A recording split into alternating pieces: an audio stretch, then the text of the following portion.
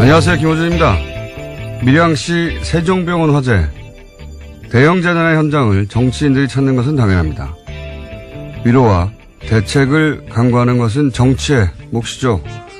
그리고 발생 지역과 재난의 종류와 무관하게 모든 재난의 포괄적, 상징적, 도의적 최종 책임은 정부가 지는 것이 맞습니다. 자신들의 표받치기도 하기에 누구보다 빨리 현장을 찾았던 자유한국당 지도부가 가장 먼저 정부를 비판한 것도 그래서죠. 청와대와 내각 총사퇴를 요구하고 북한 현송을 뒤치다거리 하느라 국민 생명을 지키지 못했다고 목소리를 높이는 건 동의 여부를 떠나 그럴 수 있습니다. 그런데 그런 주장도 최소한 자격은 갖추고 해야 하는 거죠. 소방 인력 충원하자니까 공무원 증원이라며 반대한 건 바로 자신들이었죠. 게다가 경남 소방관의 인사, 예산, 지휘권, 그러니까 전권은 경남도지사에게있습니다. 중앙정부는 지방직 소방행정의 권한이 없죠. 경남도의회 의석 90% 가까이 자유한국당 소속입니다. 경남도정은 자유한국당 책임인 겁니다. 그럼 자유한국당은 적어도 밀양 화재에 관해서는 중앙정부를 탓하기에 앞서 먼저 스스로를 자책해야 정상인 겁니다. 정상이라면 그래야 하는 거죠. 둘 중 하나입니다. 정상이 아니거나 정상이 아니거나. 김호준 생각이었습니다. 정상이 아니거나 정상이 아니거나 했는데 저희 PD가 그걸 또 못 알아듣고 나름의 유머인데 바보예요. 날뛰고 있어요 지금 밖에서. 자, 시사인에? 네, 했습니다. 또 했어요? 예. 정상이 아니거나. 정상이 아니거나. 네. 자, 첫 번째 뉴스는 뭡니까? 네, 다스 핵심 관계자의 녹취록이 공개됐습니다. 그에 따라서 녹취록에 나오는 140억 원을 둘러싸고 여러 보도들이 나오고 있는데요. 녹취 당사자가 입을 열었습니다. 18년 동안 이상은 회장, 그러니까 다스의 회장 최측근으로 근무했던 김종백 씨인데요. 140억 원은 다스에서 조성한 비자금이다라고 밝혔습니다. 아, 그렇군요. 김종백 씨는 이제 몇 차례 언론에 등장했기 때문에 아시는 분은 아실 텐데, 처음엔 이제 운전기사로 소개가 됐는데, 사실상 운전기사가 아니라 다스 내의 다양한 업무를 종합적으로 본 내부 사정의 아주 밝은 인사다. 이렇게 얘기해야 되는 게 맞는 것 같아요. 운전만 하는 게 아니기 때문에. 네, 지방과 관계된 다양한 일도 했습니다. 그러니까 모르는 게 없다라고 봐야 될 텐데요. 그런데 이제 그 녹취록 중에 이제 140억이 여러 번 등장하는데 액수가 또 절묘하잖아요. 액수가 절묘해가지고 이것이 BBK로부터 회수한 투자금 140억 우리가 계속 문제 삼았던 그거라고 해석하는 언론도 있고. 왜냐하면 녹취록 그 대목은 굉장히 짧거든요. 네, 맥락을 알아야지만 알아들을 수 있는 이야기이긴 합니다. 네. 그리고 또 이제 그 녹취록 중간에 보면 그 돈을 나눠서 김재정 이상은 각각 당시 최대주 두 사람의 통장에 들어가 있었던 내용이 나오니까 이건 도곡동 땅 매각대금이다라고 해석하는 언론도 있었고요. 근데 이제 그렇게 해석이 엇갈리니까 그 녹취록의 주인공, 그러니까 통화를 한 당사자죠. 그 김종백 씨가 그게 아니라 이것은 정호영 특검 때 나왔던 120억 플러스 그 이전에 한 20억 정도의 또 비자금이 있었는데 그걸 얘기하는 거다. 네, 당사자가 직접 밝힌 겁니다. 본인이 대화 도중에 등장했던 그 해당 부분은 그런 맥락에서 등장한 거라고 지금 이제 해설을 해준 건데, 저는 어느 쪽이어도 그 돈이 전부 이명박 전 대통령이 회수하려고 했다. 이게 핵심 키포인트라고 봐요. 그러니까 돈의 성격도 물론 중요한데 그 돈을 결국 그 돈의 주인이 결국 이명박 전 대통령이었다. 이게 핵심이죠. 예. 네, 이시영 씨를 통해서 이명박 전 대통령이 회수하려고 했다라고 김종백 씨가 해설하고 있습니다. 그러니까요. 여기서 이제 만약에 120억 플러스 120억 비자금이었다면 이제 이명박 전 대통령 횡령에 혐의를 받게 되는 것이고요. 도곡동 땅이었다면 이제 차명소유 문제가 되는 거고 BBK 140억은 대통령 권한으로 그 자기 재산을 찾으려고 공권력을 이용한 거니까 직권남용 부분. 네, 현재 수사가 진행 중입니다. 예. 어느 쪽이든 걸립니다. 특히 도곡동 땅의 경우에는 뭐 어느 쪽이나 다 마찬가지지만 결국은 그 돈이 다스에 들어갔다가 BBK 들어갔다가 그걸로 주가 조작을 했기 때문에 이제는 이제 주가 조작의 혐의까지, 예. 어느 쪽으로든 다 걸린다. 예. 어쨌든 그런데 김종백 씨는 이 녹취의 주인공 김종백 씨는 그 돈은 120억 플러스 120억 비자금을 의미하는 대화 속에 등장하는 거였다. 네, 120억 플러스 20억. 20억. 예. 자, 결국은 이 대목은 뭐 검찰이 밝히겠지만 어느 쪽이든 간에 이명박 전 대통령에 치명적으로 작용할 건 동일합니다. 주인이 본인인 정황이 나왔으니까요. 그리고 이제 김종백 씨 본인도 이제 관련 인터뷰를 했더라고요. 네, 어제 MBC와 여러 가지 이야기들을 했는데요. 언론에 정확하지 않은 정보들이 나가기 때문에 그에 대해서 자신이 밝히겠다라는 입장도 이야기했고요. 뿐만 아니라 비자금이 제대로 밝혀졌으면 좋겠다라면서 여러 가지 이야기들을 했습니다. 이동영 씨가 다스의 한 18년간 이상은 회장의 기사이자 그리고 다스 내부에서도 여러 보직을 맡아서 사실상 내부자인데 이렇게 이제 양심 선언을 하게 된 이유 중에 하나는 이동영 씨, 그러니까 이상은 회장의 아들 이동영 씨가 리베이트 관련한 불법 행위가 드러나자 그걸 뒤집어 쓰라고 요구하자. 예.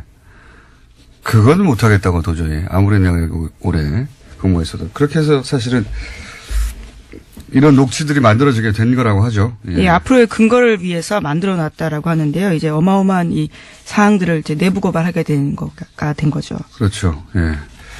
자, 그렇습니다. 그 140억 관련 언론들이 하도 많이 등장해서 해설 한번 해드렸고요. 자, 다음 뉴스는요. 예, 지난 25일 밤 검찰 수사관들이 영포빌딩 지하 2층을 압수수색했습니다. 영포빌딩은 이명박 전 대통령이 1991년부터 소유하다가 2007년 자신의 재산을 기부해서 만든 청계재단에 넘긴 건물입니다. 서울중앙지검에서 압수수색했는데요. 현재 서울중앙지검은 140억 원을 돌려받는 과정에서 이명박 전 대통령이 직권남용이 있었는지를 수사하고 있는 팀입니다. 당시에는 빌딩 내 다스 사무실과 청계재단에서 근무하는 다스 직원 책상만 있었고요. 그래서 지하 2층 존재는 전혀 알지 못했다라고 합니다. 그렇군요. 거기서 중요한 건 이제 BH 청와대 블루하우스를 뜻하는 거죠. 그리고 다스라고 적힌 상자가 여러 개 나왔고. 네, 40상자 분량이나 나왔다라고 합니다. 그리고 거기에 이제 문서의 내용은 모르겠지만, BBK 관련 보고라든지 뭐 LK 뱅크 관련 문서 같은 게 나왔다는 거잖아요. 네, 네. PJ 진술조서라는 것도 있다고 하는데, PJ는 김백준 전. 씨겠죠. 예. 네. LK뱅크는 하도 이름이 많이 등장해서 이름 다 알 필요 없다고 말씀드렸는데 LK뱅크는 소위 BBK의 이제 지주회사 격이고요. 이 문서들을 다 복원하고 있었다면 아마도 애초에 재판이 계속 진행됐으니까 재판 때문에 복원했던 것 같고 그리고 이 관련 문제가 이후에도 불거지면 방어하기 위해서 자기들 논리상 필요한 자료들이 있어야 하니까 그래서 남겨둔 게 아닐까. 그런 다음에 청와대에 들어간 이후에 돈을 돌려받고 다 소각해버렸어야 하는 건데 예. 방심했던 것 같아요. 제가 보기엔. 전혀 이곳을 누가 알 거라고 생각을 못했던 것으로 보이는데요. 거기서 뭐가 나올까요? 예. 예, 물론 MBC와의 통화에서 이명박 전 대통령 측근은 BBK는 기본적으로 그 당시 예전에 있었던 일을 정리하는 거지 그 이상 아니다라고 부인하고 있습니다. 물론 뭐 일관되게 그렇게 얘기했죠. 근데 문서가 왕창 나왔으니까요. 이게 어디로 갈지 모릅니다 이제. 예. 그리고 그게 이명박 전 대통령의 사설 창고에서 나왔다는 점이 굉장히 또 중요하죠. 예. 나는 모른다고 할 수 없게 된 장소 자체가. 자, 다음 뉴스는요? 예, 지난주에 잠깐 언급한 적이 있는데요. 검찰이 이명박 전 대통령을 피의자 신분으로 전환했다라고 합니다. BBK 주가 조작 피해자들이 이명박 전 대통령을 직권남용으로 고발한 지 106일 만이다라고 합니다. 피의자 신분이 됐군요. 지난 금요일 날 잠깐 제가 얘기했는데. 예, 아침에 속보로 떴었는데 제가 속보를 체크를 못해서 가지고 죄송합니다. 예. 죄송할 것 같죠. 자, 예. 6시 이후에 나온 뉴스라서. 제가 얘기했는데. 예. 자, 다음 뉴스는요? 네, 이명박 전 대통령의 친형 이상득 전 의원이 지난 26일에 검찰에 출석했습니다. 국정원으로부터 불법 자금 1억 원을 받은 혐의인데요. 하지만 건강상의 이유로 4시간 만에 돌아갔습니다. 아침에 휠체어 타고 나왔는데 4시간 만에 돌아간 겁니다. 이분뿐만 아니라 이상은 회장, 현 다스 회장도 아프실 예정인 걸로 저는 알고 있습니다. 네. 그리고 다스 자체도 아프실 예정인 것으로 저는 알고 있고요. 다스가 어떻게 아픕니까? 다스도 아프실 예정인 것으로 고위부도 뭐 이런 얘기도 나오고 있고, 아, 예, 예. 비자금 옮기는 거 아니냐 뭐 이런 얘기도 나오고 있고, 예. 다스 회장님도 다 아프실 예정이고, 예. 이상득 전 의원, 이명박 전 대통령 형님도 이미 아프신 상태였죠. 네, 혐의를 부인하면서 건강 때문에 조사받을 수 없다라면서 철수했습니다. 예. 앞으로 계속 아프실 예정일 거예요, 관계자들이. 자, 다음 뉴스는요. 네, 군 사이버 사령부가 온라인 블랙리스트를 만들었다. 그리고 관리했다라고 오늘 아침 한겨레 신문이 보도했습니다. 네, 정확히는 한겨레 21 보도인데 한겨레 신문에 나온 겁니다. 레드펜이라는 작전면을 썼다고 하는데요. 이명박 정부의 비판적인 인터넷 사용자 등의 대상이었다라고 합니다. 이거는 제가 전문 분야입니다. 이게 무슨 의미냐면,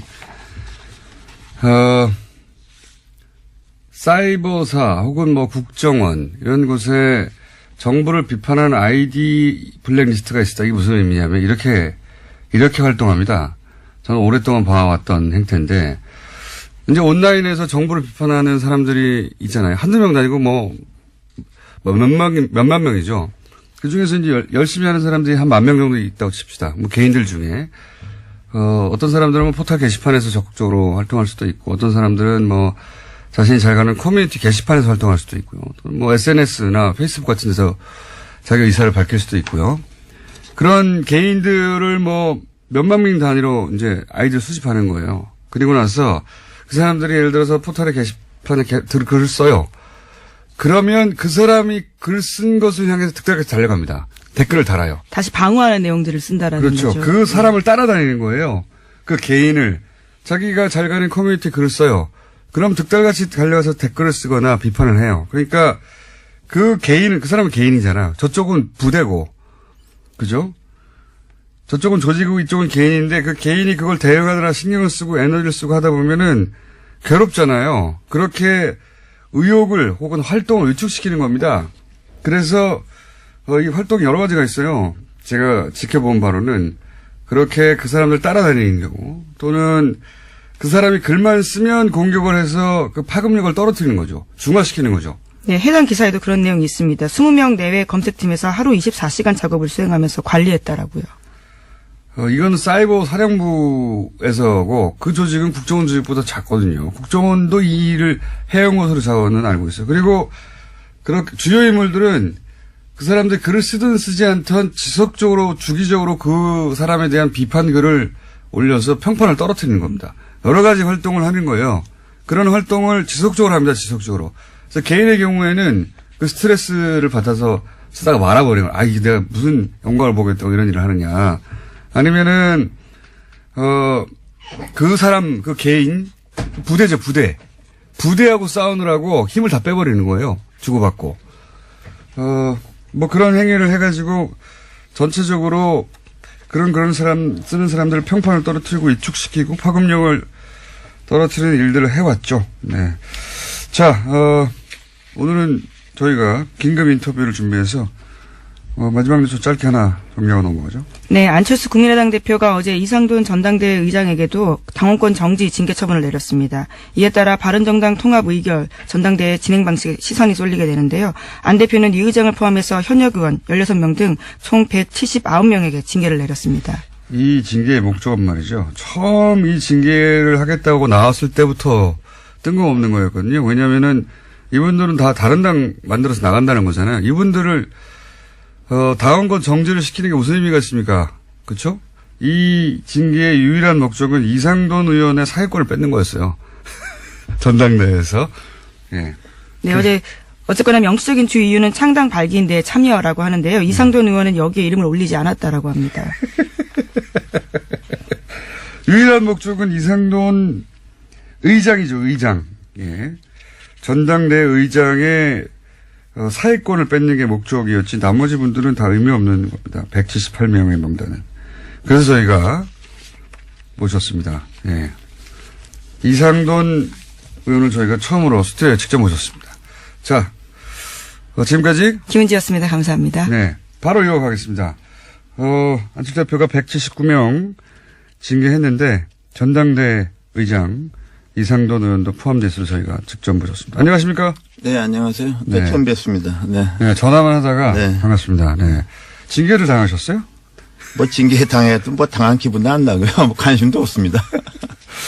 제가 방금 179명 징계는 결국 그 타겟이 전당대 의장인 의원님이라고 제가 해석을 했는데 어떻게 보십니까? 뭐 그런 면도 있지만요. 처음부터 당규를 바꿔서 그야말로 새벽 6시부터 뭐 23, 전국 23곳에서 투표를 하고 밤 9시에 뭐 인터넷 뭐 화면 중계를 해가면서 전당대회 한다는 아주 그냥 초현실적인 전당대회를 한 것은 다 어떻게 보면 그 전당대회 의장이 저이기 때문에 시작한 측면이 많다고 봅니다. 그렇죠. 네.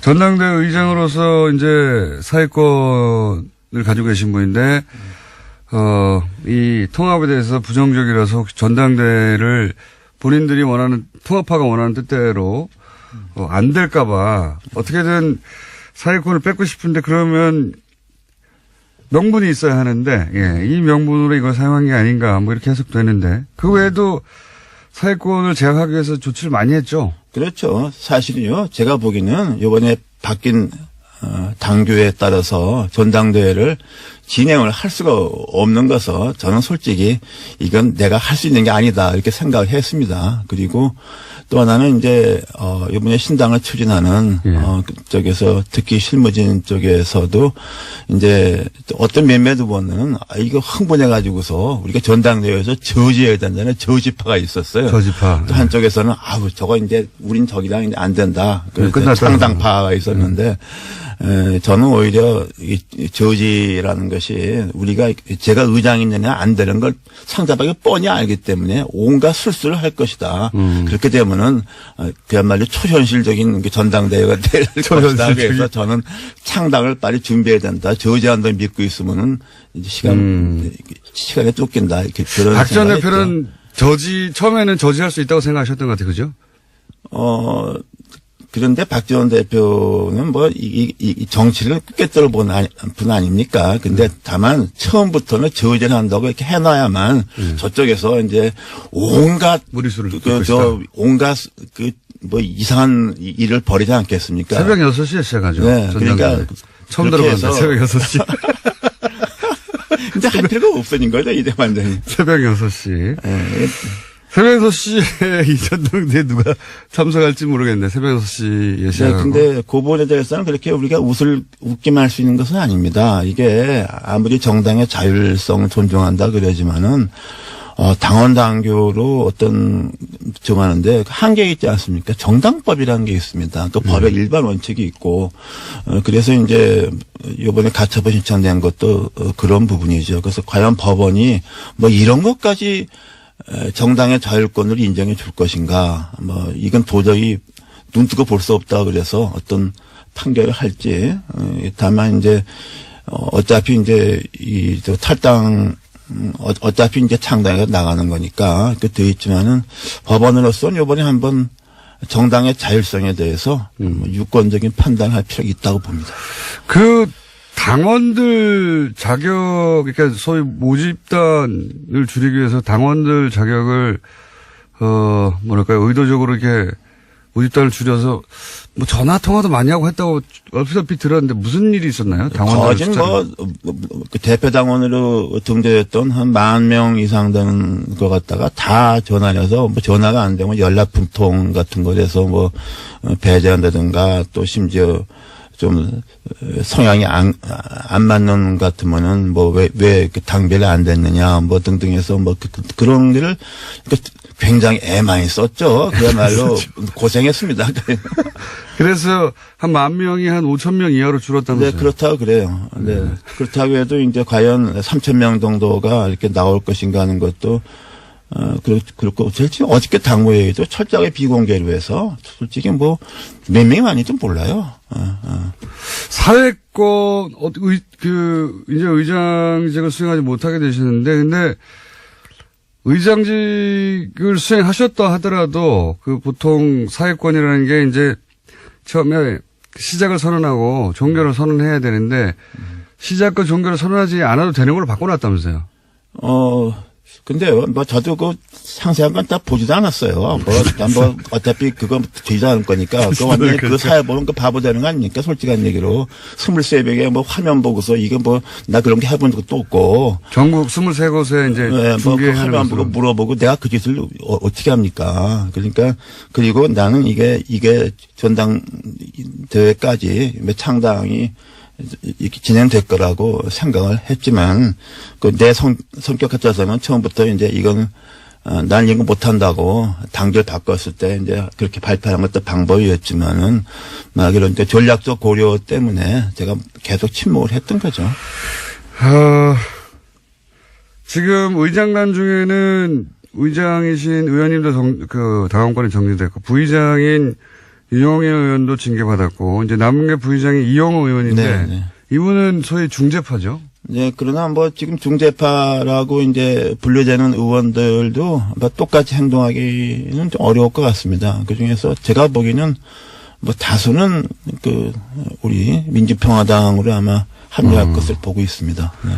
민주평화당이 처음에 창당할 때 뭐 14명이다, 15명이다, 지역구 의원은요. 네. 이런 얘기가 있는데, 그 중에 이제 비례대표의원 3분이 이쪽 합류를 선언했는데, 출당을 안 해주는 문제 가지고 계속 네, 그렇죠. 그 문제는 어차피 좀 창당하고 나서 꽤 오래 갈 겁니다. 그 문제가. 갈 것이고, 제가 보기에는 현재 어저께 이름 올린 지역구원이 14명이고, 예. 그 중에 아마, 불원간 지역구원 제가 보기에 한 최소한도 3명 정도는 추가할 것 같습니다. 14명에 3, 4명 정도. 3, 4명, 17, 18명. 네, 17, 18명 정도로 아마 2월 6일 날 네. 창당을 하지 않을까 보고요. 네, 그리고 이제 선거에 임박하게 되면은 또 그리고 또 하나 그 의원, 지역구원을 뺀 전원이 그 지역구를 빼면 별로 많지 않습니다. 통합당을 가느냐 하면 또 그렇지 않고 개종에는 거기서 이탈을 해서 무소속으로 잠시 남겠다는 지역구이 있기 때문에 진짜로 순수하게 이렇게 안철수 대표와 같이 할 지역구는 뭐 5손가락도 안 된다고 봅니다. 네. 5명 정도. 5명도 안 된다고 봅니다. 지역구원에서는. 네. 지역구원에서는 너무 적네요. 그거는. 그러니까 오산을 했던 것이죠. 처음에는 처음부터 그런 얘기 했어요. 이렇게 하게 되면은 박지원, 정동영, 천정배 의원들은 하고 몇 명은 탈당하지 않겠냐. 30명 정도 나가겠지. 예. 그렇게 말하고 다녔어요. 내가 사석에서 들은 얘기 하면 나가 자빠질 거예요. 그럼 하나만 해서 조금만 자빠지게 해주세요. 천천히 다음 질문하세요. 사석에서는 몇 명 나가겠냐. 그렇게 생각했던 거죠. 그리고 창당을 쉽게 할 수 있겠느냐. 근데 저는 그렇게 보지 않았어요. 왜냐 그러면은 우리 호남 의원들이 4선 의원 그러는데 4번에 당선될 때마다 당적에 다 다른 의원들이 몇 명씩 있어요. 그래서 이건 별로 아무것도 아닌, 그러니까 중요한 게 뭐냐면 우리가 호남 정치의 본질을 알아야 됩니다. 전혀 몰라요. 안철수 대표 전혀 모르죠. 전혀 몰라요. 아무것도 몰라요. 정치에 대해서. 호남을 모를 뿐더러 정치도 모릅니다. 정치도 모른다고 생각하시나요? 네, 그렇습니다. 네. 그래요? 그런데 정치를 모른다고 이제 평가하셨는데, 이렇게까지 이제 다들 보기에는 무리수가 아니냐. 네. 물론 반대하는 분들은 무리수라고 생각하시는 분들이 많을 거고, 반대하는 분들이 아니더라도 이거 굉장히 무리한 부분이 있다라고 생각할 텐데 왜 이렇게까지 무리를 하는 걸까요? 글쎄요, 저도 뭐 대충 들은 얘기인데 뭐 대통령 뭐 된다는 뭐 그렇게 믿음을 준 사람이 몇 명 있었던 것 같습니다. 이렇게 해야지. 뭐 말하자면 보수표를 얻어야 된다. 왜냐하면 지난번 대선에서 중간에 그 모드가 바뀌었잖아요. 그래서 그것도 그 당시 뭐 대충 뭐 컨설턴트인지 뭔지 아는 사람들이 뭐 그런 아이디어를 줬다 그래요. 정도 보수 쪽을 잡아야 된다. 뭐 그런데 이렇게. 그것도 맞는 말인데 한번 생각해 보세요. 그 변호사한테 가서 자기 법률 문제 고민하면은 그 변호사가 이게 당신이 가망 없으니까 돌아가라고 합니까? 나한테 돈 많이 주면 이게 해준다 그래요. 컨설턴트는 다 그런 거 하는 사람인데 그 말 믿고 따라가 다니는 사람이 문제가 있는 거죠. 저는 그렇게 봅니다. 그리고 지금 이제 호남 베이스로 대권이 어려우니까 예. 뭐 그렇지 않겠나 하는데 그건 뭐 황당한 꿈이라고 생각하죠. 네. 왜 황당한 꿈이라고 생각하십니까? 현실성이 아닙니다. 보수에서 뭐 그렇게 보수 만만하게 보는 거 아닙니다. 절대로 그렇지 않아요. 지난번 대선에 봤잖아요. 내가 그때 대선 때 내가 창당을 했습니다. 비문연대 반문연대 절대로 안 된다. 한국의 보수는 뿌리가 깊다. 가로가든 모르가도 25%는 나온다 말이야. 이거 다 맞잖아요. 네. 그 안철수 대표는 지금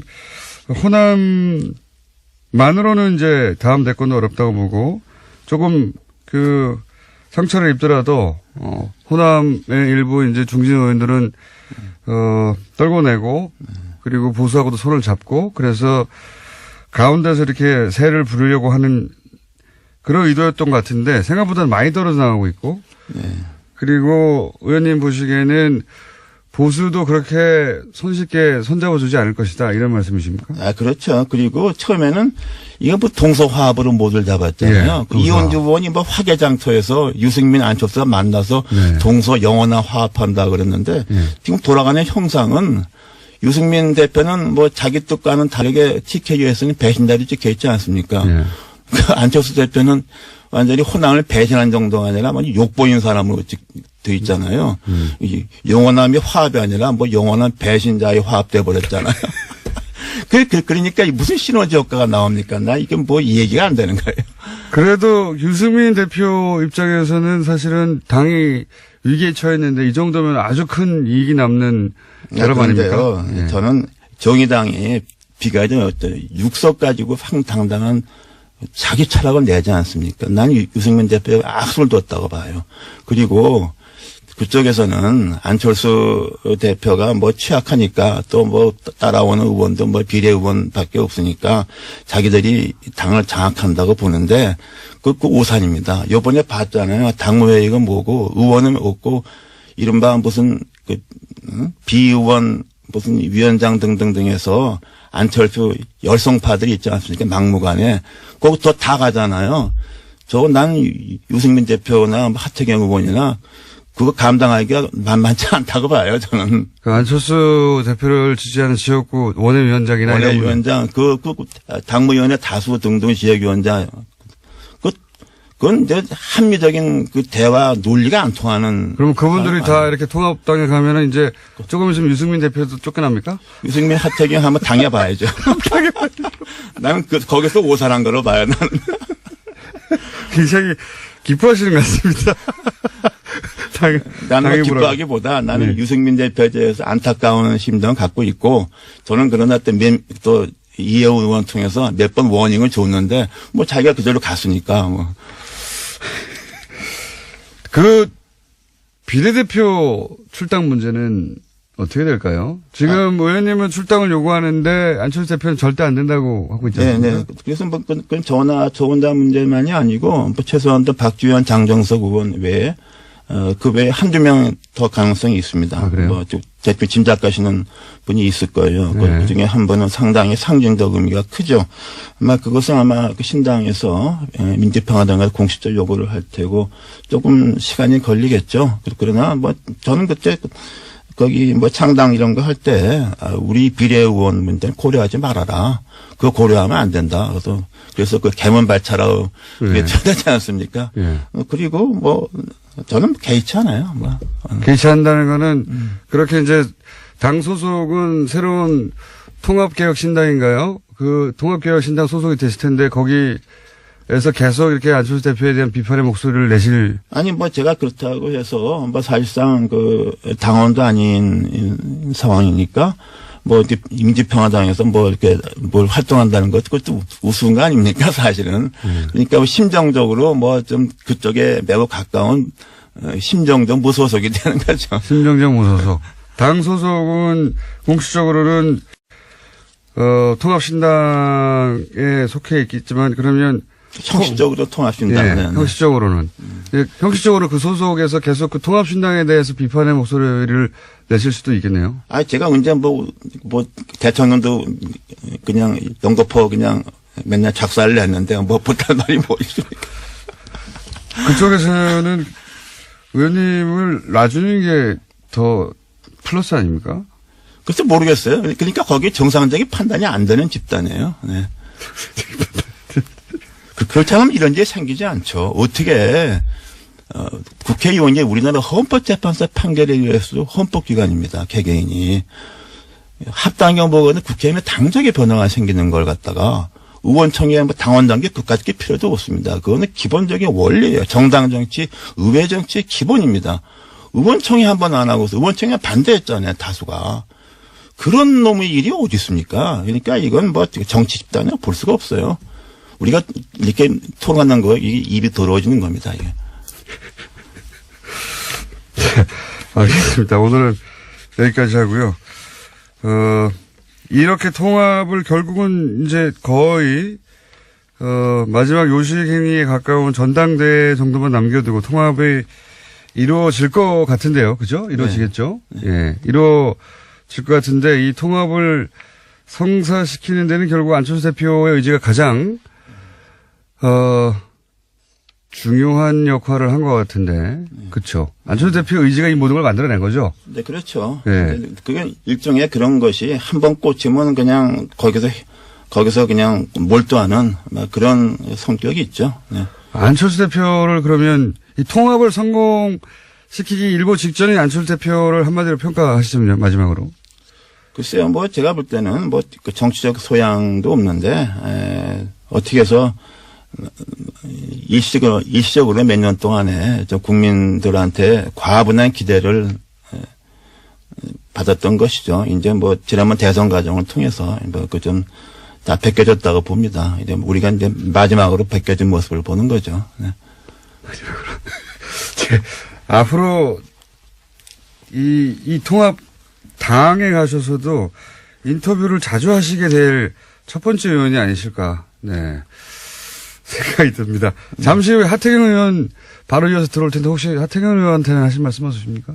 글쎄 내가 볼 때는 이렇게 쉽게 생각하지 말라고 싶어요. 내가 하태경은 엊그저께 무슨 뭐 저하고 뭐 다른 비례하고는 좀 다르다고 생각하는데 그리고서 마치 뭐 이제 통합하게 되면 안철수 대표 빠진다고 생각하는데 저는 그건 좀 잘못된 생각입니다. 안철수 대표 뒤로 빠져 있지 않은 것이다. 저는 절대로 그렇지 않고 그럴 수가 없어요. 네. 그럴 수가 없는 지금 상황이 돼 있습니다. 너무 쉽게 생각하는 거예요. 그래요? 네. 알겠습니다. 오늘 여기까지 듣겠습니다. 지금까지 아직까지는 국민의당 이상돈 의원이었습니다. 감사합니다. 네. 하태경 최고위원 오늘 여차저차한 사정으로 월요일 날 나왔습니다. 여차저차 자세히는 아니 오늘 이상돈 의원님 나온다 그래서 제가 바로 뒤에 이상돈 의원님이 좋은 얘기 할 리가 없기 때문에 보완 설명 드리러 나왔습니다. 우선 이상돈 176명 징계가 이상돈 의원의 전당대 사회권을 박탈하려고 한 거라는 건 맞잖아요. 그 질문 나올 줄 알았어요. 나올 줄 알았는데 네. 제가 이제 아닙니까? 이상돈 의원님 잘 아는데 네. 이상돈 의원님은 징계 해도 문제 안 해도 문제예요. 무슨 이야기냐면 그분이 오늘 뭐 제가 오전에 듣기도 했고 저랑 같은 상임위 옆자리예요. 네. 같이 이야기를 해보면 굉장히 젠틀맨이고 네. 진흙탕 싸움에 본인이 들어간다는 것 자체를 잘 견뎌하기 힘든 분이에요. 원래 학자셨으니까요. 네, 그래요. 그리고 원래 그렇기 때문에 제가 볼 때는 만약에 징계를 안 했으면 본인도 굉장히 고통스러웠을 것이고 동시에 또 그때 그래도 공격해요. 그러니까 저쪽은 딱 답이 정해져 있기 때문에 답정너기 때문에 징계를 하면 하는 대로 공격 안 하면 이간질. 아니, 제가 다른 질문이 아니라 징계를 하는 거는 당권파의 마음인데 제 말은 176명 징계를 했던데 그 이유가 이제 창당대회 참석하고 뭐 이런 거 해당 행위 명분상으로 충분하죠. 근데 실질적으로는 다른 당으로 간다는데 당원권 정지 2년 이게 무슨 의미가 있습니까? 아무 의미가 없는데. 아니 근데 실용적인 의미는 크지 않을 수 있지만 상징적인 의미. 당의 기강을 잡는 당의- 차원에서 아니 그거는 당의 기강이 해야 지금 돼요. 그렇게 한다고 잡힙니까? 왜냐하면 그것도 안 하면 당도 아니에요. 그거 해산해야 돼. 당을 없애야 돼. 그걸 알겠어요. 네. 알겠는데 진짜 목적은 이상돈 의원. 근데 이상돈 의원이 사회를 보더라도 결국 전당대회는 가게 돼 있어요. 그래서 그게 아마 이상돈 의원을 그런- 생각해 준 게 아니냐. 그런 의미가 없다고 보십니까? 왜냐하면 이상돈 의원이 사회 보면 저분이 소집도 했잖아요. 그러니까 보냐 안 보냐 엄청 그 싸움을 말려야 되고 본인은 완전히 진흙탕 싸움에 이상한 사람 되고 그러느니 차라리 해준 게 이상돈 의원 입장에서는 고맙다고 생각할 것 이상돈 같아요. 의원을 위해서 그렇게 했다. 예. 이상돈 의원 입장에서는 그러니까 서로 이해관계는 다르지만 결국은 뭐 그렇게 서로한테 해가 되는 결과는 아니다. 알겠습니다. 이렇게 실드를 치시는데. 이상돈 의원 제가 잘해드릴게요. 예. 그분은 원래 우리 저기 새누리당 출신이에요. 그러니까 뭐 안철수 출신이라기보다는 예, 지난 2012년에는 또 박근혜 후보의 당선을 위해서 노력 했었죠. 예, 노력 했고. 근데 무슨 이야기냐면은 하셨는데 중간에 잘못 틀어져서 그렇죠. 틀어졌죠. 예. 4대강은 뭐 이렇게 문제를 많이 삼았지만 4대강은 처음부터 반대하셨고. 다른 문제는 다 보세요. 제가 많이 배웁니다. 같은 상임위하면서. 그래서 저희들 입장에서는 아니, 보수임에도 불구하고 이 합당을 반대하는 것은 안철수 대표에 대해서 기본적으로 그런 자질이 없다고 판단합니다. 반안이죠. NT안이죠. 예. NT안이 NT하나 NTU는 꼭 아니잖아요. 그래서 저희들이 NTU는 아닌 것 같고요. 예. 아니에요. 그래서 예. 저희들 하지만 같이 있는 데는 못 가겠다는 말씀이신 것 같은데. 그렇죠. 예. 못 오겠다는 것인데 그럼 출당해 줘야 아니 돼요. 와서 안 보면 되지 그럼. 안 보면 되지. 그리고 이제 당 안에 있다고 해서 뭐 계속 보란 이유도 보면 없고. 되지. 그러니까 그걸 지금 합당하고 나서 그 소위 이제 반대파 한 서너 분 정도를 출당을 안 하시는 쪽으로 유승민 대표도 바꿨습니까 입장을? 안철수 대표 입장 존중하기로 했어요. 왜냐하면 지금 존중하기로? 사실 우리가 지금 적전 분열할 수는 없고 솔직히 아니, 지금은 말씀드리면 그런데 내 말은 합당하고 나서 설득할 시간이 필요하다는 거지. 유승민 대표나 이해운 전 대표나 정병욱 대표나 다 잘 알잖아요. 그래서 우리도 적어도 공들일 시간이 필요하지 않냐. 이렇게 일단 합당시켜놓고 그분들을 설득하다 안 되면 하다 안 되면 그럴 시간이 필요하다는 거죠. 그때 가서 지금은 다른 당이기 때문에 뭐 어떻게 이야기하는 것도 어렵지만 같은 당이 되면 같은 식구이기 때문에 같은 당 되고 나서 이분들이 가만히 있을까요? 계속 당에 대해서 뭐라고 할 텐데. 다 수용하죠. 다스. 이상돈 의원이 문제 제기하는 거 왜 수용 못 합니까? 아니 그러니까 그런 문제가 생길 것 같으니까 거기서 다 정리하라고 오라고 했는데 안철수 대표가 싫다고 하니까 안철수 대표가 싫은 이유는 또 당연하죠. 본인이 이제 사람들이 너무 많이 떨어져 나가면 저쪽이 너무 많아지니까 마이너스 통합이라는 이상돈 의원의 들을까 봐. 불만은 두 가지인데요. 안철수에 대한 개인적인 실망 이게 하나 있고 또 하나는 지금 적폐청산 기조에 적극적으로 협력해야 된다. 이게 하나 있어요. 네. 그러니까 안철수에 대한 개인적인 실망은 말 그대로 개인적인 실망입니다. 그죠? 그리고 안철수 그 향후 지도부 지방선거 끝나고 네. 이후에까지 지도부 할 가능성은 별로 없어요. 그 과도기에는 어떨지 모르겠지만 본인이 후보로 뛰거나 뭐 선대위원장을 하거나 하겠죠. 그다음에 적폐청산 우리 반대 안 합니다. 낡은 보수 청산해야 되고 문재인 정권이 적폐청산 중단해도 우리는 낡은 보수 청산 끝까지 갑니다. 그게 한국당 해산이고. 한국당 해산이요? 네, 그래서 그 부분은 이상돈 의원하고 일치합니다, 목표가. 알겠습니다. 그렇게 말씀하셔도 소용은 없을 것 같긴 한데요. 중요한 것은 당장은 합당하고 나서 이 반대파들 서너 분을 세 분인지 네 분일지 모르겠지만 당장은 출당하지 않을 것이다. 않을 것 같다. 않습니다. 예, 네, 우리가 못한다. 공들일 시간이 우리한테 필요합니다라는 말 다시 한번 반복합니다. 그래서 어떻게든 설득해서 같이 가도록 해본다. 네, 그렇습니다. 예. 쉽지는 않을 거라고 저는 전망하고요.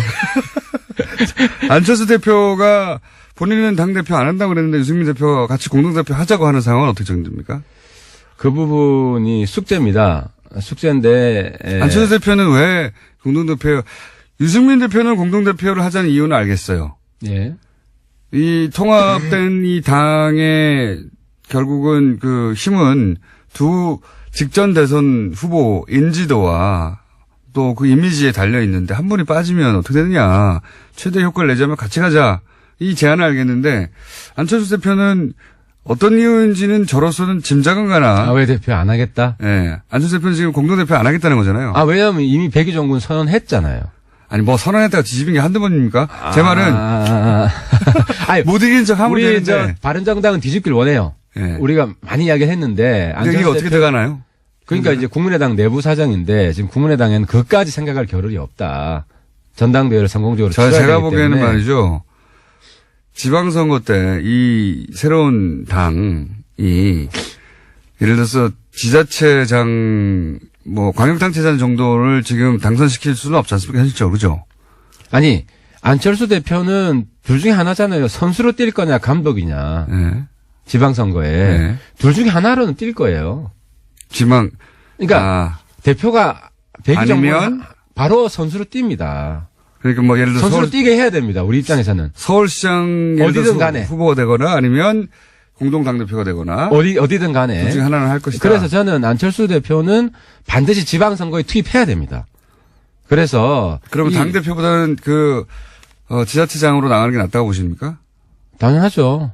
근데 유승민 선거에 대표는 뛰어야죠. 같이 대표하자면서요. 그러니까 과도적으로 일단 처음 출발할 때 얼굴이고 안철수 대표는 바로 저는 선거 예비 후보 등록일이 3월 초입니다. 그래서 어디로 뛰어야 됩니까, 안철수 대표는? 그건 상의를 해봐야죠. 그건 우리도 전략이 있어야 되기 때문에 그건 내부에서 우리 합당이 되면 전체 전략을 공유를 해야 되고. 지방선거에서 한국당하고 예를 들어서 특정 지역에서 단일 후보 연대 이런 거 가능합니까? 없습니다. 하지만 박지원 당하고는 합니다. 할 수 있습니다. 그러니까 이 부분이 중요한데. 박지원 당이라고 굳이 꼭 항상 그러니까 박지원 이제 호남 친박개혁당 하고는 할 수 있습니다. 이름도 정해졌는데 말씀해 주시죠. 왜냐하면 민평당이죠. 예. 민평당은 할 수 있습니다. 왜냐하면 원래 선거연대 하자고 했고요. 그분들하고 하자고 했고 이제 거기서는 안 할 것 같아요. 저는 꼭 그렇진 않을 거라고 봅니다. 그래요? 예. 또 우리 최고의 책사기 때문에 민주당이 해주겠습니까? 민주당이 전남지사 후보 하나 내주겠습니까? 박지원 전남지사 하라고. 저는 민평당의 상대적인 강세 지역은 호남인데 딴 데는 후보 내기가 쉽지 않잖아요. 호남인데 호남에서는 민주당이 지금 압도적으로 1등합니다. 그런데 무슨 후보를 양보하겠습니까? 그러면 결국 우리한테 손을 뻗게 돼 있습니다. 그래서 좀 아름다운 이별을 하시라. 그리고 아름다운 이별 다 끝장났어요. 아니 이제. 이게 지금 계속 지금 문제가 절이 싫으면 중이 떠나라. 네. 근데 떠나야 될 중이 누구냐 이거였잖아요. 네. 근데 박지원 대표 쪽이라는 게 확실해졌기 때문에 네. 이제는 그렇게 하고 그러면 출당시켜 주죠. 우리랑 선거 그러니까 자꾸 비례를 볼모로 해서 하는 것은 비례를 볼모라는 건 지금 안철수 대표 쪽이죠. 그러니까 비례가 안 그분들은 사실 뭐 출당 드릴 수 있죠. 지역구 분들은. 근데 지역구 지금 말고 비례대표 아름다운 이별 그러니까 하자면서 이제 비례는 조금 시간을 주시라는 거고. 아름다운 이별 하자면서 이쪽만 원하는 건 다 가져가잖아요. 그럼 선거연대 끝나고 지방선거 끝나면 또 빅뱅이에요. 그렇죠. 그때가 제일 큰 또 빅뱅이기 때문에 예. 민평당 분들 중에 저는 민평당 분들도 두 팔은 아닙니다.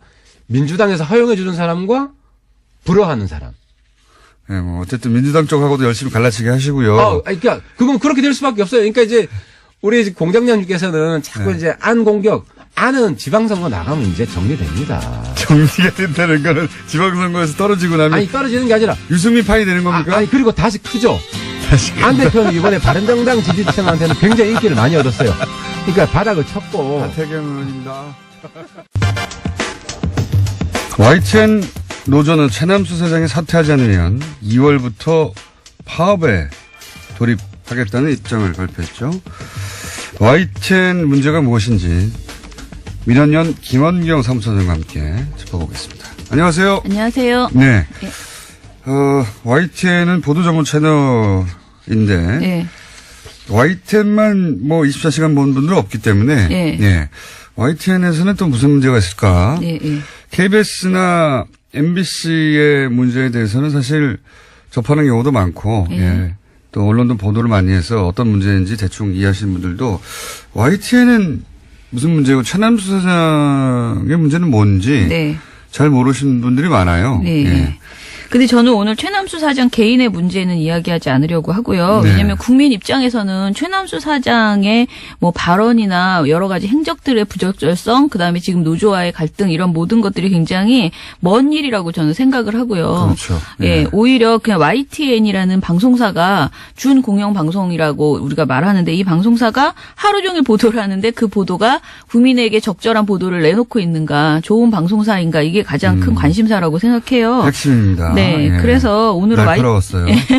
YTN 보도가 좋은지에 대해서 평가를 해보려고 하는데요. 좋다는 것은 이제 민원연은 모든 미디어를 모니터링 하니까 네네. 예, 그 모니터링의 기준으로 볼 때, 결과로 네. 볼 때 YTN은 그러면 이런 파업이 사실은 네. YTN 문제는 YTN 노조가 가장 정확하게 알겠는데 네. 지금은 최남수 사장 개인의 문제인 것처럼 네, 예. 거의 예. 지금 그렇게 보이는 경향이 있습니다. 그런데 이제 그렇게 문제 삼는 것은 그 이전에 YTN 구성원들이 보기에는 YTN 보도가 공정하지 않다고 스스로 판단했기 때문이 아니겠습니까? 그렇죠. 예. 근데 네. 어떤 점에서 그런지. 일단 저희가 그러니까 6개월 정도 YTN과 연합뉴스 TV의 저녁 종합뉴스를 지상파 3사와 종편 4사 저녁 종합뉴스랑 같이 비교해서 보고서를 내본 적이 있어요. 네. 6개월 정도 했는데 이때 당시 내린 결론이 종편이나 MBC에 비해서 이건 MBC. 예전 MBC 과거의 MBC 요. 에 비해서는 그래도 YTN이 기계적 균형을 지키더라. 그리고 아주 심각한 문제 보도는 별로 없더라라는 것이었어요. 그래서 저희가 노력 대비 너무 본전 뽑기가 어려운 것이 YTN 아, 그렇군요. 네, 감시였어요. 종편은 사실은 뭐 하루에 금강이죠, 한 건, 금강. 하루에 한 건 이상은 문제를 네. 터뜨리는데 네. YTN은 그렇게 종편처럼 극단적으로 편향된 네. 문제점을 찾기는 예, 그렇게 노골적인 보도는 별로 없었어요. 그렇게 노골적이지는 예. 않았다. 근데 이제 그렇게까지 노골적이지 않은 게 더 무서울 수도 있습니다. 맞습니다. 그게 네. 문제인데요. 이게 그리고 국민에게 많이 인식돼 있는 게 YTN은 그래도 공정하다라는 생각이 좀 네. 있거든요. 스트레이트하다 뭐 이런 거죠. 네, 그렇죠. 그런데 기본적인 그 문제가 뭐냐면은 시청자 입장에서 타사 뉴스와 YTN 뉴스를 비교할 때 가장 눈에 띄는 게 그냥 기계적 균형만 잘 지킨다는 거예요. 네. 그러니까 YTN 보도를 통해서는 JTBC 보도를 보는 것처럼 뭔가 어떤 일이 벌어졌는지 정확하게 인식하고 판단하기 매우 어렵고요. 그냥 말씀하신 것처럼 스트레이트 보도를 통해서 딱 반반의 의견, 계속 여러 가지 사안에 대한 반반의 이야기들만 전해주고 있다라는 것이고, 뉴스가 정말 해야 되는 의제 설정 기능이나 철학, 무엇을 전하겠다라는 생각이 거의 없는 거예요. 그래서 근데 저는 무색무미, 무취한 보도다. 저는 그것이 YTN의 보도 철학일 수도 있어요. 네네. 보도 철학일 수도 있는데 저는 모니터링을 뉴스를 이제 거의 매일 하게 되니까. 네. 근데 YTN을 보면서 제가 느낀 가장 근본적인 문제점은 뭐냐면 의제 설정입니다. 네. 어떤 뉴스를 어떤 각도에서 보도하기로 결정하고 뉴스를 다루느냐. 네.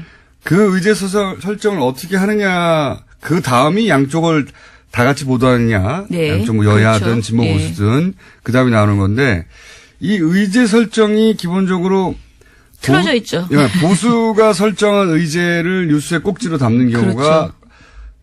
거의 대부분입니다. 예, 예. 최근 사례를 제가 하나 그래서 가지고 왔는데요. 이것부터가 저는 틀어져 있다고 예. 생각하거든요. 저는 제가 가지고 온 그 이야기가 단적으로 지금 현재 YTN의 현실을 보여주는 거라는 생각이 드는데요. 제가 말씀드릴 거는 1월 18일 YTN 뉴스통에서 나오는 하나의 인트로 그 영상이었어요. 1분 정도 되는 영상인데요.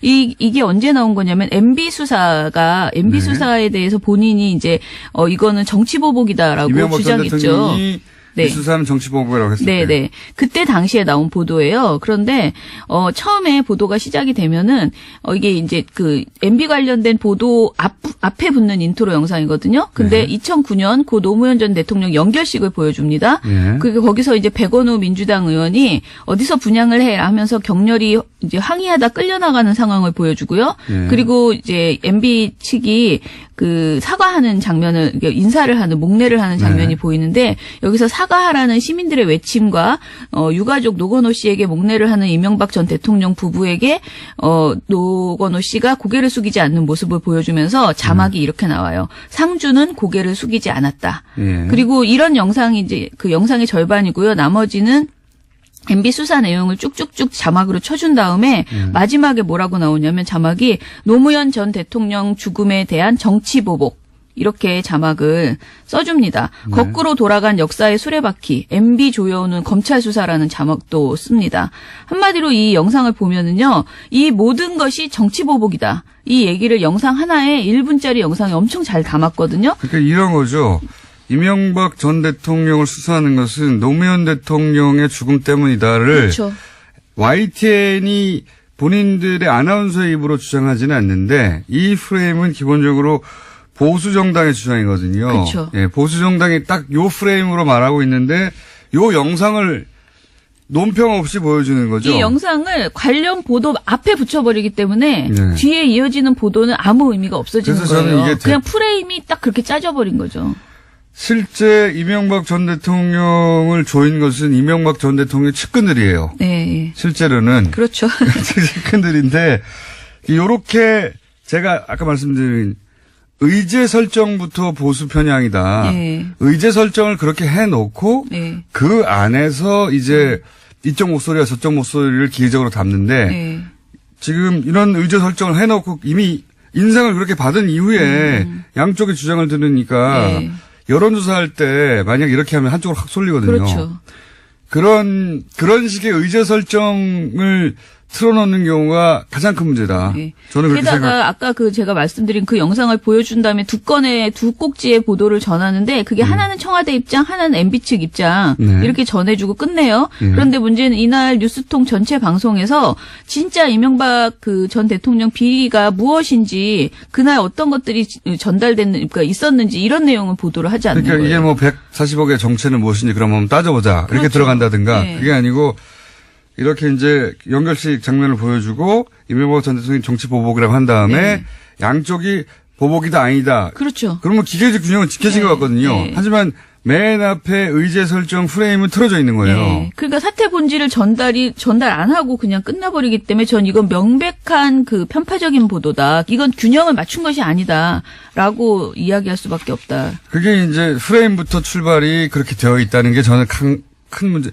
이것뿐만 아니에요. 사실 예, 맞아요. 거의 대부분이 이런 대부분이 식입니다. 이렇게 네. 의제 설정을 그렇게 한 다음에 그 안에서 양쪽의 균형을 지켰다고 자기들은 네. 빠져나갈 구멍을 만들지만 네. 이런 보도가 뭐 남북 문제에 있어서 그렇습니다. 네. 남북 문제에 있어서 그렇고 이렇게 정치적으로 갈리는 문제 또는 뭐 최근에 여러 가지 화제 나면은 의제 설정을 일단 보수가 설정하고 공격하는 포인트로 딱 잡아요. 네, 맞아요. 그 안에서 어떻게 싸우냐를 보여주는 예. 의제 설정 기능을 가졌다는 게 중요한 거죠. 네.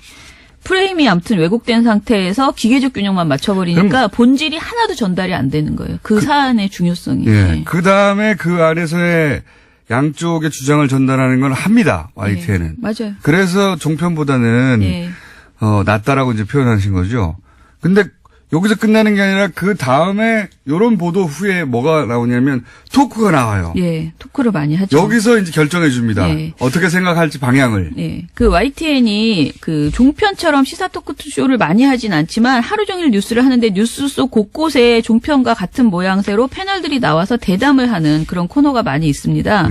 그런데 최근에 이상할 정도로 YTN에 출연하는 패널의 성향이 지나치게 편향되어 있다라는 제보를 많이 저희가 받게 되었어요. 이상하진 않고 예전부터 그랬어요. 굉장히 많이 받아요. 이전보다. 최근에 더 많이 받았어요. 그런데 사실 이런 문제점은 YTN 구성원들이 이미 인지하고 있었던 것으로 보이는데요. YTN 노조 산하의 공정방송추진위원회가 그러니까 재작년이네요. 2016년 12월 말일, 12월 29일에 보고서를 하나 발표한 적이 있습니다. 이때는 박근혜 국정농단 사태가 한창이던 시기였죠. 이때 보고서의 핵심 내용은 YTN에 출연한 정치평론가의 성향이 지나치게 여당인 새누리당에 편중되어 있다라는 것이었어요.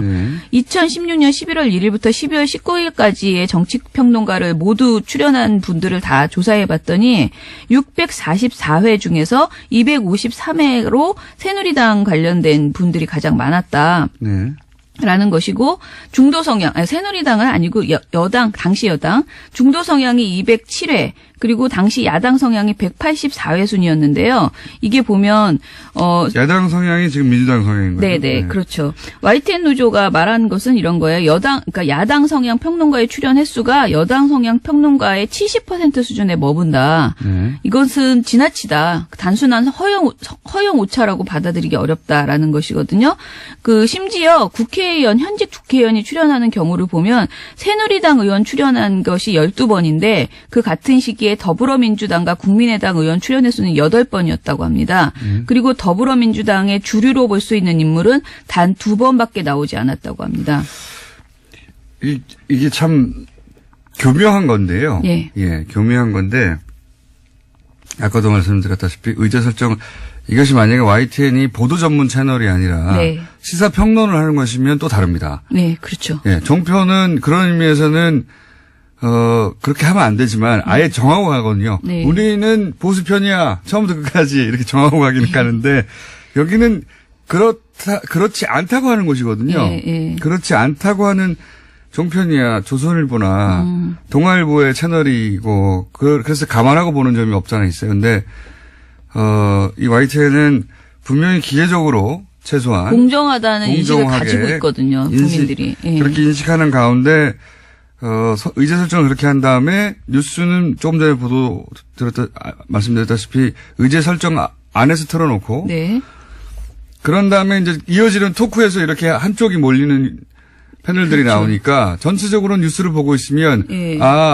보수 정당이 주장한 게 맞구나 하고 인식하게 되죠. 그런데 심지어는요, 최근에 종편은 눈치를 굉장히 많이 보잖아요. 재승인 이후에 위축돼 있거든요. 그래서 종편은 오히려 패널이 덜 편향적이에요, 저희가 보기에. 그런데 YTN은 최근 거를 사례를 보니까 저희가 올해 1월 2일부터 7일까지 일주일간 YTN에 가장 주요한 그 저녁 프로그램이 있어요. 뉴스나이트라고 밤 10시에 방송되는 방송인데 이것에 출연하는 그 나이트 포커스에 출연하는 패널들을 분석을 해봤어요. 그랬더니 핵심 토크죠, 이게. 예. 그런데 6일간 나이트 포커스에 출연한 패널이 총 14명이었는데 이 중에서 자유한국당 등 보수권을 대변하는 인물이 11명.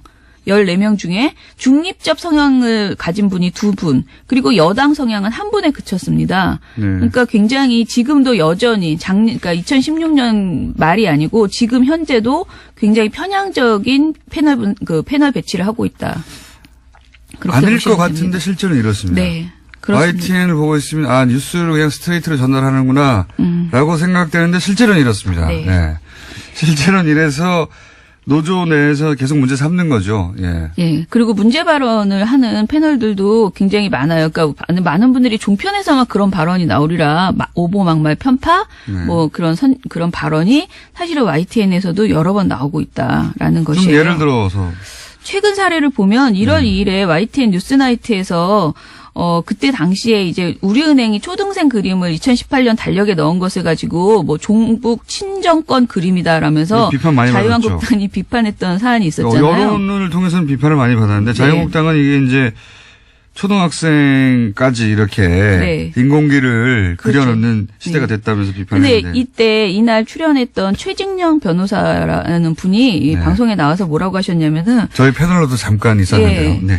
그 앞에는 그냥 남들이 다 하는 얘기를 그냥 했는데요. 그러니까 초등학생이 그린 거 맞냐라는 얘기를 했는데 이런 얘기를 합니다. 보송보송하게 생긴 베고니아가 저게 우리가 일반적으로 얘기하는 김정일화 그리고 그 옆에 있는 꽃이 김일성화다.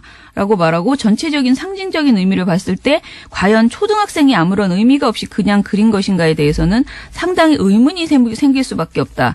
촛불이 나오고 나라다운 나라 이런 얘기가 나오고 뒤에 보면 노란 리본을 형상화해서 세월호를 형상화. 은행이라는 것은 경제이고 경제의 요체는 정치적 중립인데 은행이 어떻게 보면 정치에 관여한 듯한 그런 그림이다. 이렇게 평가를 해요. 너무 진도가 많이 나가셨죠. 진짜 초등학생이 그린 게 맞는데 네네. 초등학생이 세월호도 형성하고 은행도 형성하고 그다음에 김일성화도 형상화하고 김정일화도 그래서 형상화하고. 서울에서 조용필 씨 노래에도 나오는 베고니아 꽃이 이제 종북꽃이다. 이렇게 또 이야기를 하고. 베고니아 꽃이 종북꽃이라는 네, 얘기는 그렇잖아요. 내가 네. 없는 얘기인데. 그래서 네. 이런 황당한 얘기가 YTN 전파를 탔는데 사실은 이게 얼마든지 반박이 많이 나왔던 내용이었거든요. 심지어는 박근혜 전 대통령이 의장을 맡았던 민주평화통일자문회의의 2014년 공모전에서 이때 당시에도 인공기가 이제 그려져 있는 그림이 엄청 많이 나왔어요. 예. 한 절반 가까이 나왔을걸요. 그렇죠. 아니, 그리고 장관상을 받았어요. 남북 통일을 주제로 하라고 그러면 그릴 네. 수 있는 국기가 뭐가 있습니까? 태극기 아니면 인공기인데요. 그래서 예. 수상작의 절반 정도는 인공기를 그리고 있어요. 그러니까 이런 내용이 반론이 전혀 안 나오고 일방적으로 완전히 비판하는 그런 내용만 그러니까 자유한국당 입장만 대변하는 그런 패널이 나왔다는 초등학교에까지 거죠. 네. 이 종북 사상이 스며들어서 초등학생이 김일성화를 그리고 있다 뭐 이런 네. 거죠. 김정일 꽃참. 좀 아무튼 당황스럽습니다. 근데 이런 내용이 이제 앞에 이런 논란이 있다고 네. 기계적으로 보도한 다음에 그다음에 전문가라는 분이 나와서 이런 얘기를 하면 그쪽 방해로 쏠리는 게 맞잖아요. 근데 또 이때 앵커가 잘 정리해주면 또 되잖아요. 네, 제가 근데- 만약 있었으면은 말도 안 되는 얘기 좀 그만하시라실 텐데. 예. 근데 지금 YTN의 진행자도 사실은 심각하다. 종편 진행자 못지않다. 굉장히 편향적인 질문을 많이 하더라는 겁니다. 예를 들어 볼게요. 21일에 오전 9시에 현성월 단장이 이제 왔죠. 그래서 21일, 22일 내내 YTN과 연합뉴스 TV는 거의 그냥 현성월 TV였거든요. 근데 20일 YTN 뉴스 Q라는 프로그램에서 앵커의 행태를 보겠습니다. 먼저 패션에 무슨 의미가 있냐, 왜 저 옷을 입었을까요? 이런 질문은 워낙 흔한 이야기라서 생략하고요.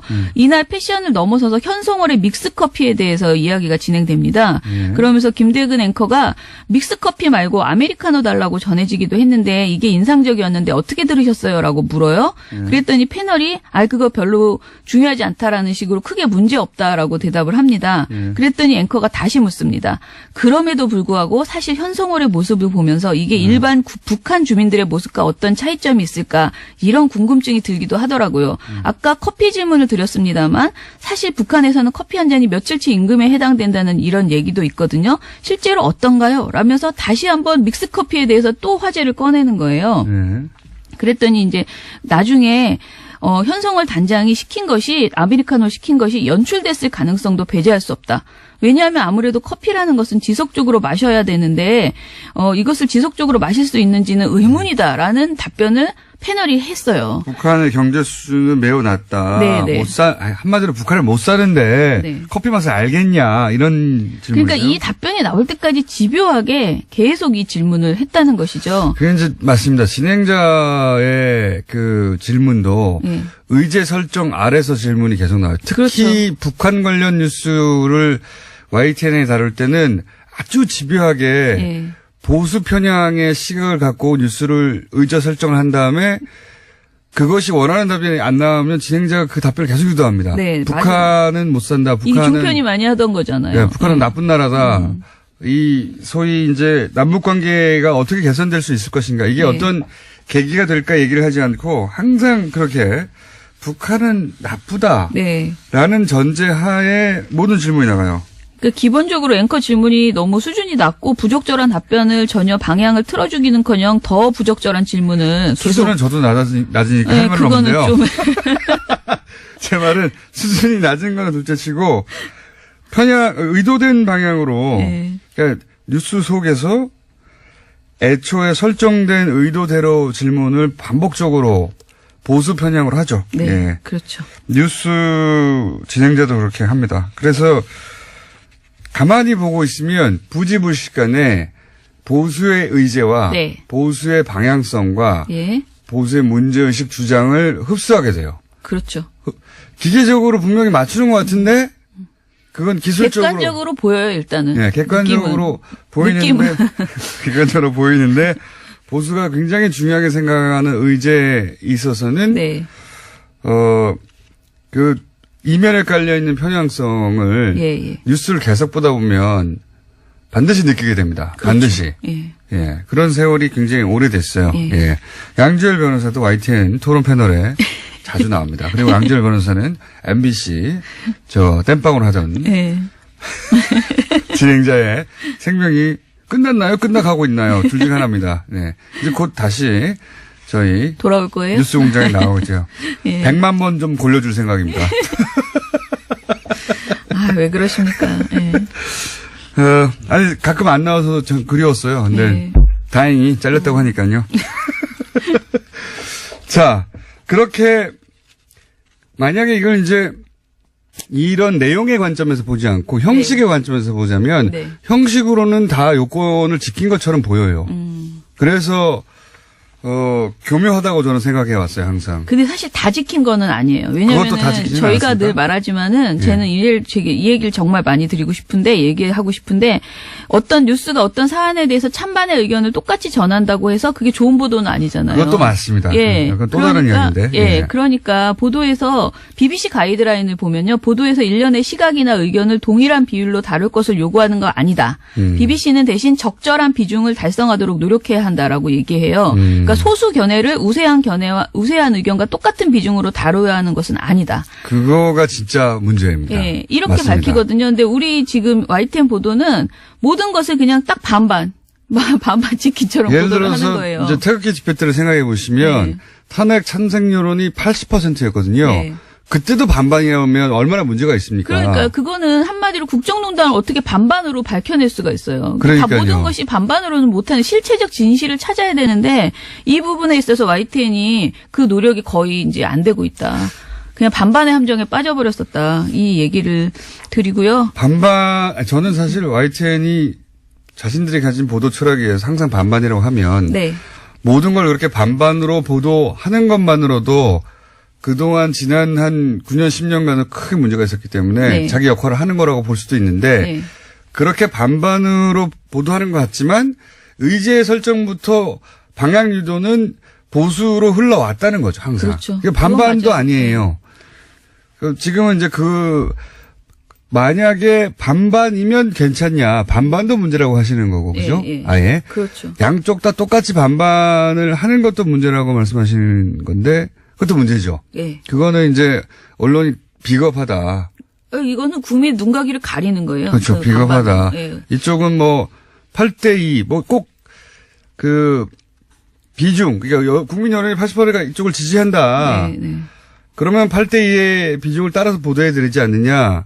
이 얘기일 수도 있고, 더 나아가서는 서로 정반대를 하더라도 때로는 네. 언론이 자기가 믿는 바에 따라 20%를 지지할 수도 있잖아요. 그렇죠. 예. 네. 그 말씀하신 건데, 거기까지 가지도 않고 저는 네. 반반도 안 한다는 거죠. 속으로는. 반반인 척 한다. 이게 가장 큰. 그러네. 네. 예. 맞습니다. 반반인 척 한다. 이게 큰 문제라고 봅니다. 예. 이렇게 생각하시지 않는 분도 있겠죠. 근데 YTN 노조는 그렇게 생각하는 것 같아요. 네, 지금 YTN 노조는 자신들의 보도가 지금 문제라고 생각하고 이거를 해결하기 위해서는 적폐 YTN 안에 있던 오래된 네. 그 적폐 세력이 청산되어야 된다라고 생각해서 이제 새 사장에 대해서 기대감이 컸는데 지금 현재 새 사장이 오히려 적폐 세력들과 어떻게 보면 그분들을 이렇게 내보내지 않고 안고 가겠다라는 네. 태도를 지금 보이고 있는 이렇게 거잖아요. 되어 있는 YTN을 새로운 사장이 개편하거나 네. 또는 이런 문제의식을 가지고 바꾸는 게 아니라 예. 이렇게 되어 왔던 그대로를 유지할 가능성이 높다. 이렇게 본 거죠. 그렇죠. 아니 예. 실제로 그런 입장을 밝힌 거죠. YTN 구성원들은 일단은 노사 합의 파기 논란 그리고 이명박 정권의 찬양 논란 그러니까 최 사장이 그렇게 했었죠 예전에 이명박 정권에 대해서 찬양했었고 그리고 또 트위터 성추행 그 글을 써서 논란이 됐죠. 이런 것들 때문에 사퇴를 요구하고 있지만은 사실은 이것이 이제 그 YTN의 현재 편파 왜곡 논란이 최 사장과 무관하지 않은 것이죠. 왜냐하면 최 사장은 지난 9년간 이뤄진 보도 파괴에 책임이 있는 보직 간부들의 인사 보류를 거부를 했어요. 그러니까 인사를 이런 구조를 만들어냈다고 이제 책임을 물을 만한 대상인 네. 그분들을 그냥 그대로 두겠다고 하는 그렇죠. 거죠. 예. 그리고- 그러니까 이제 노조는 받아들일 수가 예. 없는 거죠. 그리고 이제 YTN 노조가 강하게 이제 요구하는 혁신의 아이콘이라고 YTN 혁신의 아이콘이라고 보는 노정면 기자에 대해서 인신 공격을 퍼붓거나 보도국장 그 합의를 파기했거나 여러 가지 문제가 있었고요. 그래서 저는 YTN 정상화를 위해서는 일단 YTN 경영진 문제가 매듭이 지어져야 된다라는 생각을 하고요. 노조의 입장에 대해서 사실 저는 개인적으로는 굉장히 찬성합니다. 노조의 파업이 가기 전에 YTN 문제가 해결이 됐으면 좋겠다. 그렇게 생각합니다. 알겠습니다. 8대2에서 20%의 편을 들 수도 있어요. 네. 그 미디어사의 철학에 따라 혹은 보도 아니, 철학에 따라. 근데 가장 중요한 건요. 논쟁할 필요가 없고 그냥 실체적으로 그게 진실이면 진실을 보도해야 되는 거예요. 그러니까 의견이 8로 오히려 반대가 더 많아도 진실이 20이면 20을 보도해야 되는 거죠. 그게 맞죠. 네. 네, 그게 맞는데 그렇지 않다는 게 문제다. 그러면서도 보도 채널에 외양을 띠고 있어서 예. 이것이 객관적으로 보도된 것으로 사람들한테 인식되는 게 문제다 이런 그렇죠. 거죠. 예. 아예 이쪽은 80%의 편을 드는 거구나 생각하면 사람들이 감안하고 보는 거죠. 그렇죠. 예. 그런 문제입니다. YTN에 관해서는. 자, 오늘 여기까지 YTN 노조는 왜 파업하는지 한번 다뤄봤습니다. 민원연의 김원경 사무처장이었습니다. 감사합니다. 감사합니다. 민원연 직원들은 TV만 보고 있어도 월급을 주나요? 진짜 부럽습니다. 이거 하나도 부러워할 게 아닙니다. 왠지 아십니까? 본인이 절대 동의하지 않는 내용을 하루 종일 본다고 생각해보세요. 그래서 종편의 정치 성향과 자신이 하나도 맞지 않아요. 근데 그거 하루 종일 보고 있어야 돼요. 네. 쓰러진다고 합니다. 게다가 월급도 많지가 않아요. 예. 고생하시는 분들입니다. 이상돈 의원 고정 부탁드립니다. 직설 화법에 반했어요. 저희도 그러고 싶습니다. 저희도 그러고 싶은데 아침에 일어나는 걸 제일 싫어하신대요. 그래서 1년 만에 처음으로 직접 출연하신 거예요. 네. 어떻게 해보겠습니다, 저희가. 이건 또 하태경 의원님 디스 문자가 또 재밌는 게 와서 하나 들려드립니다. 예고 없이 월요일로 당기면 어떡하나요? 화요일 그 시간은 제가 건너뛰고 있었는데. 재밌어서 소개드립니다. 명진 스님이 문자를 저희한테 오랜만에 보내셨어요. 뉴스공장 청취자 여러분, 저 명진입니다. 저 요즘 TBS TV 장윤선의 이슈파이터에서 전종훈 신부님과 함께 모든 고민 상담소를 진행하고 있습니다. 본인 코너 광고였어요. 다양한 이슈를 다루니까 많이 받으세요. 네. 코너명이 신부님을 사랑한 스님이랍니다. 네.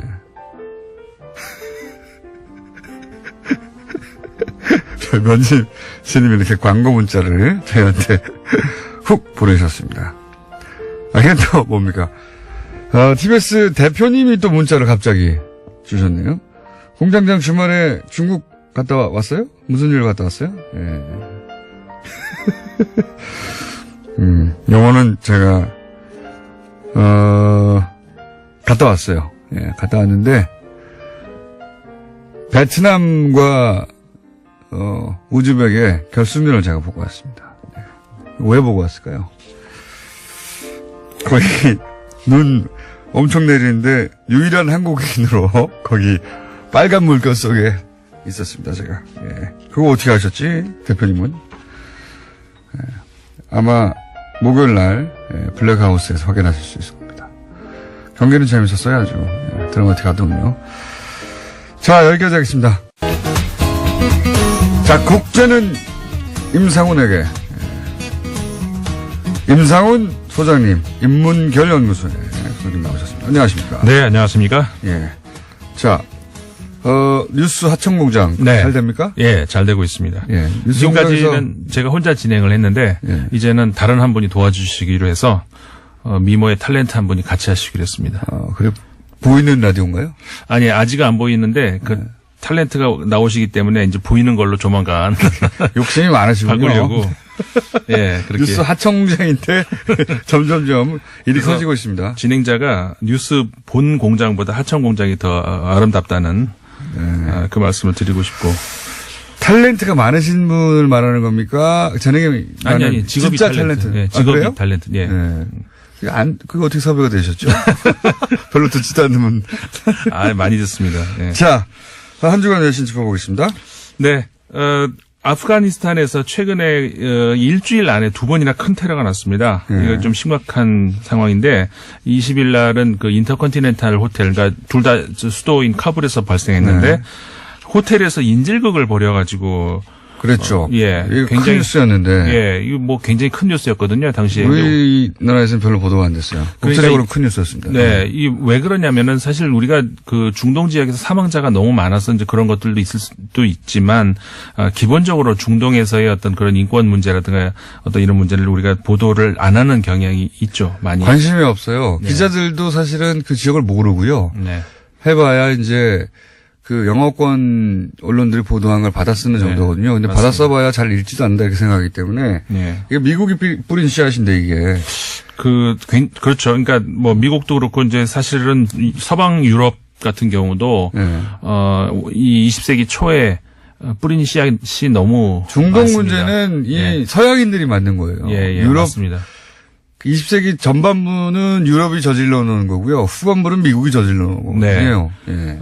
최근에 와서 물론 이제 많은 그 노력은 합니다. 유럽 국가들이 나서서 노력은 하고 있습니다만 어쨌든 뿌리는 씨앗이 있기 때문에 유럽은 그나마 자신들이 뿌리는 씨앗에 대해서 인정하는 보도도 많고 노력 좀 하는데 미국은 그것도 없어요. 예, 그 뭐 27일 날도 또 그 최근 바로 며칠 전이죠. 병원 인근에서 그러니까 관공서들이 많이 모여 있는 그 행정 중심 지역인데 정말 비열한 테러라고 할 수가 있는데 앰뷸런스. 앰뷸런스에다가 응급 환자라고 싣고 그러니까는 그 검문을 안 당했죠. 그리고 들어가서 그 폭탄을 싣고 간 네, 맞습니다. 정말 비열한 테러 행위인데 그거는 어떠한 무슨 정치적인 자신들의 그 신념이 있는지는 몰라도 이거는 아니죠. 이건 정말 탈레반 쪽에서 저지른 테러로 지금 맞습니다. 보이는데 탈레반을 키운 게 미국입니다. 네. 지금 탈레반이 살짝 그 IS 이후로 관심을 덜 받으니까 이런 것을 하는 것 같은데, 특히 저 아프가니스탄 같은 경우에는 물론 그 주변에 시리아라든가 많은 국가들이 거의 무정부 수준에 가까울 만큼 정부의 힘이 약해진 건 사실인데, 아프가니스탄 같은 경우도 미국이 건드려 놓은 그 이후로, 탈레반이 장악을 하고 있는 그 지역들이 점점 늘어나면서, 정부의 힘이 뻗치지 못하고 있는 곳이 너무 많죠. 아프간 현 정부를 사실 인정하지 않죠. 근데 친미 정권이라고 이제. 네. 일정 정도 사실이고요. 네. 목도리를 보하니 최근에 프랑스를 다녀오신 것도 같습니다. 목도리는 저 원래 하는 건데 그 프랑스 다녀온 건 맞습니다. 목도리가 거기서 산 목도리 아닌가요? 아니 몇 년 전에 산 거예요. 어쨌든 거기서 산 거 아닙니까? 네, 맞습니다. 갑자기 목도리 이야기를. 아니, 제가 그 동네에서 많이 보던 스타일의 목도리라서. 예. 푹 들어갔습니다. 여태까지 계속 항상 하고 있었는데 갑자기 그러시는데. 눈에 띄었습니다. 네. 자, 그러면 이제 주시해야 된다. 그 다음은 어디로 넘어갑니까? 그 다음에 다보스 포럼이 열렸었죠. 다보스 포럼. 23일부터 26일까지 열렸는데. 트럼프 대통령이 홈런을 쳤죠. 홈런. 이게 사실 미국 대통령이 직접 간 게 우리가 예상외로 많지는 않아요. 다보스 포럼에. 근데 갔어요. 이번에. 환영받을 줄 알고. 네. 자기도 기업인 출신이니까. 예. 갔어요. 그래가지고. 저 야유까지 받았어요, 이번에는. 네. 야유를 아주 크게 받았더라고요. 근데 이게 굉장히 뭐라고 할까, 대비가 확 되는 것이 그러니까 20년 전에 클린턴 대통령이 참석을 했었거든요. 근데 클린턴 대통령은 뭐 우리가 잘 알다시피 굉장히 그 개방무역주의자잖아요. 그러니까 이쪽은 민주당이었습니다만은 민주당도 사실 경제적으로는 굉장히 개방주의자들이 이제 장악하고 있는 곳인데 그러니까 클린턴 대통령이 연설한 내용, 그 다음에 이 트럼프 대통령이 연설한 내용, 20년 사이에 미국이 주장하는 바가 정반대가 됐죠. 완전히 반대가 돼 버린 거예요. 근데 이제 아까 말씀하셨습니다만은 제가 말했구나. 굉장히 야유까지 받는 정도로 현재의 그리고 트럼프 대통령을 제외한 나머지 참가 국가 정상들뿐만 아니라 학자들 이런 사람들이 미국의 성토장이 방불 할 만큼 성토장으로 말해도 과언이 아닐 만큼 다보스 포럼 자체가 기본적으로 왜 모이는 겁니까? 그렇죠. 국가 간의 교류나 뭐 이런 것 때문에 모였는데 거기서 미국 고립, 미국이 성장해야 세계가 성장한다. 이 말하면 그걸 누가 듣고 있습니까? 그러니까요. 다들 세계 정상급이고 다른 나라의 정상급이 왔는데 그 말을 듣고 만들어진 자체가 그것 때문인데 미국 그러니까 트럼프의 지지자들 앞에서나 할 얘기를 거기 가가지고 한 거죠. 미국이 성장하면 당신들도 다 잘 살게 돼. 이런 얘기를 하면 그렇구나 할 사람이 누가 있어요 거기에. 그렇죠. 다보스 포럼에서는 참 어울리지 않는 그런 발언이었는데 네. 어쨌든 이제 그런 그 일이 올해의 다보스 포럼의 굉장히 특징이었다 이런 얘기를 할 수가 있을 것 같고. 홈런을 치긴 쳤는데 파울 홈런? 아니죠. 상대편에 가가지고 홈런 친 거죠. 홈런을 그런가? 예. 뭐 그렇게 얘기할 수 있죠. 아니면 농구 우리 편 투수가 나와 있는데 잘못 나와가지고 홈런을 쳐버린 거예요. 그런 거구나. 그렇게도 가능하구나. 상대편 복장 안 입고 뭐 그 정도 되는 홈런을 친 겁니다. 네, 맞습니다. 네, 트럼프 얘기가 나와서 하나 더 소식 전해드리겠는데, 네. 워낙 이제 부자고, 그거에 잘 알려진 거. 그리고 이렇게 금을 좋아하죠. 금을 그거. 굉장히 좋아해요. 근데 이제 자신의 주거지, 그러니까 이제 백악관 말고, 네. 여기에 트럼프 타워. 반고호 작품 하나를 좀 임대해달라, 이렇게 뉴욕의 구겐하임 박물관, 미술관에 요청을 했어요. 그래요? 네. 그랬는데 이 미술관 측에서 그건 어렵다. 대신에 다른 거를 내가 대여해주겠다 하면서 금으로 된 변기를 이렇게 제안을 했어요. 어떻게 했냐. 그래가지고 이게 이제 너 금 좋아하지 않아? 그렇죠. 그리고 최근에 쉿홀. 그렇죠. 네. 근데 쉿홀을 우리나라에서는 이제 거지소울이라고 번역을 그건 말이 안 했습니다만은 되고, 네. 거지소울이 아니고 실제로는 똥통이죠. 그러니까 우리나라 사람이 가지고 있는 똥통에 가지고 있는 그 어감보다 사실 영어에서 쉿홀이 더 좀 나쁜 거죠. 저속한 예. 그런 표현입니다만 어쨌든 직역하면 똥통 아니겠습니까? 그래서 제 생각에는 더러운 똥통 정도 되는 거죠. 그렇죠. 예, 그냥 똥통도 아니고 아주. 대통령이시니까 예. 그러면은 금으로 된 똥통을 드리겠다. 그래서 골든 쉿홀을 드리겠다. 이런 박물관 측의 구겐하임의 센스군요. 그런 깊은 뜻이 아닌가. 그렇게 했네요. 네. 예. 그렇게 이제 저는 해석을 하는 거고요. 구겐하임 센스 짱인데요. 물론 그렇게 얘기는 안 했습니다만 그런 깊은 뜻이 있다. 아니, 이렇게. 그 안에 다 들어있는 거죠. 그렇죠. 예. 굉장히 저는 진짜 굉장한 센스라고 봐요. 반고호 빌려달라고 그랬는데 당신은 그런 그림을 가질 자격이 없어. 금으로 똥통 하나 줄게 이거 아니에요. 그렇죠. 그거를 아무 말 없이 금병기 어떻습니까? 라고 이렇게. 근데 실제로 그건 예술 작품이거든요. 그러니까요. 이탈리아의 작가가 만든 작품인데 실제로 그걸 대여해드리겠다. 근데 백악관에서는 아직 반응이 없다고 합니다. 무슨 말인지 못 알아들었구나. 센스쟁이. 네. 구겐하임이었어요. 예. 자, 그렇습니다. 그다음요. 기본적으로 유럽에서는 트럼프를 이렇게 생각합니다. 만나서 얘기해보면 다들 그렇잖아요. 네네. 예. 그리고 기본적으로 뭐라고 할까, 이게 유머가 깔려있고, 유머 안에 보면 많은 내용들이. 먹이는 거죠. 예. 네. 그런 거 공급스럽게 있는데. 먹였네요. 맞습니다. 그래서 이제 원래의 작품의 취지는 그거라 그래요. 뭐를 먹어도 인간이 먹으면 결국은 변기로 다 간다. 아무리 좋은 걸 먹건, 아무리 쓰레기를 먹건 간에 어차피 변기로 가는 것이다. 그런 내용을 담은 작품이라고 하는데, 해석은 네. 또 다른 해석이 또 우리가 아니 이제 구겐하임의 그 요청을 받고 자기들끼리 막 얘기했겠죠. 아니 우리가 지금 트럼프한테 이걸 빌려줄 이유가 뭐냐 그러다가 누군가 아이디어를 냈겠죠. 금병기 갖다 주자요. 와 좋다. 거기까지 그치지 않고 실제 제안했다는 게 저는 원칙이라고 봅니다. 예. 그렇죠. 거기까지는 그냥 실무자까지 생각할 수 있거든요. 웃고 넘길 수도 있는데. 네. 근데 구겐하임 유럽식 유머고 유럽식 자존심인 거죠. 잘했다고 실제로 봅니다. 예 뉴욕에 있는 그 박물관인데 어쨌든 그렇게 뉴욕에 있는 구겐하임이요. 네네네. 그 구겐하임이군요. 그것도 더 재밌네요. 그렇죠. 자국의 대통령한테. 대통령이니까 이제 금으로 된 변기를 가지시라. 이렇게. 안 된다고 말하는 대신 이렇게. 네. 예, 멋집니다. 자. 좋습니다.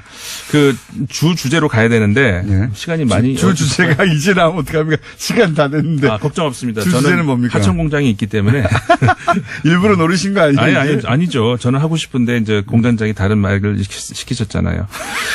자, 지금 터키의 소위 말해서 올리브 가지 작전이라고 하는 네. 시리아로 이제 지금 군사 행동을 들어가고 있거든요. 이걸 우리가 굉장히 예의주시해야 되는 것이 물론 쿠르드족에 대한 어떤 역사 깊은 문제 이것도 있지만 국제적인 분쟁으로 번질 소지도 좀 현재로서는 있는 것 같다. 일단 쿠르드는 최근에는 미국이 배신하면서 다시 버림받았는데. 네. 원래 터키가 이제 쿠르드를 자국 내에서 탄압해 온 건 역사가 오래됐고요. 그렇죠. 근데 시리아에 있는 쿠르드를 진압하려고 한다. 네. 예. 그러니까 이 쿠르드족을 얘기를 할 때 이제 기본적으로는 이거 문제, 그러니까 쿠르드족이 국가를 가지고 싶어한다. 이거는 이제 많은 분들이 아실 거 아닙니까? 네. 근데 그럴 때 제가 흔히 이제 듣는 반응이 뭐냐면, 그건 물론 그 사정은 아는데 중동에 가면은 그 국가를 가지고 싶어하는 민족이 한둘이냐? 그거 어떻게 다 현실적으로는 불가능하지 않냐? 이런 얘기를 이제 들어요. 근데 사실 쿠르드족이 인구가 굉장히 많은 족이거든요. 예. 그러니까는 뭐 소수민족이 아니에요, 사실은. 소수민족이 아니에요. 예. 그러니까는 우리가 중동 지역 하면은 큰 민족 단위를 하면은 아랍 민족 보통 그다음에 터키 민족, 페르시아 민족 뭐 이 정도 하지 않습니까? 그 다음 정도 들어가요. 그러니까요. 인구 하나의 나라가 아니라 두 개의 나라도 만들 수 있을 정도인데 중동 기준으로. 4천만이에요. 전체를 다 합치면 4천만이고 이 터키에 있는 쿠르족만 해도 1,000만이 되는 어떤 그런 민족이거든요. 생각해 보면 중동 국가 중에 1,000만이 안 되는 나라들도 있어요. 아, 그럼요. 예. 다른 나라들은 그러니까 4천만 원이면 나라 두세 개 만들 수 있어요. 중동 그렇죠. 기준으로. 그러니까 이 지역에서 점유하고 있는 면적도 굉장히 넓은 데다가 인구도 많고 이거 어쨌든 간에 시간이 다 됐는데 어떡합니까, 근데. 그렇구나. 얘기하다가.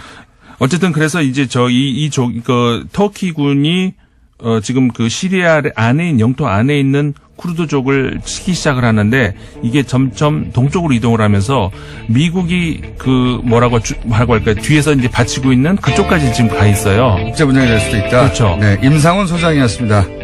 안녕.